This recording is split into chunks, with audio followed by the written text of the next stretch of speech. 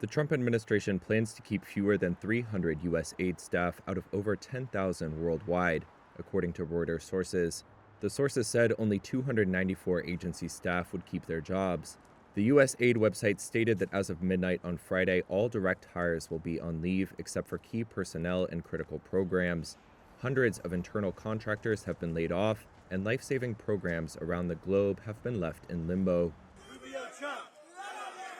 On Thursday, protesters rallied outside the U.S. State Department to voice their opposition to cuts. One of the affected programs is the U.S. President's Emergency Plan for AIDS Relief, PEPFAR.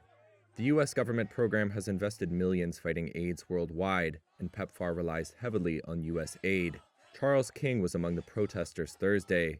He's CEO of Housing Works, a nonprofit dedicated to combating AIDS and homelessness. We're blocking an intersection to let Donald Trump and Secretary of State Rubio know that they need to let PEPFAR funding flow. Are you willing to be arrested? Of course, absolutely. People are dying for lack of treatment, so we're absolutely willing to get arrested to ensure that they get access to treatment that they really need.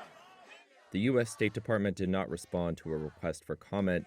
On Thursday, the Trump administration was sued by government workers over its rapid shutdown of U.S. aid. The lawsuit seeks to block, quote, unconstitutional and illegal actions causing a, quote, global humanitarian crisis, and was filed by the American Federation of Government Employees and the American Foreign Service Association. The White House and the departments did not immediately respond to requests for comment. The administration has said it aims to merge U.S. aid with the State Department. However, Congress must approve the merger, since U.S. aid was created and funded by law. In 2023, U.S. aid provided aid to around 130 countries, many affected by conflict and poverty.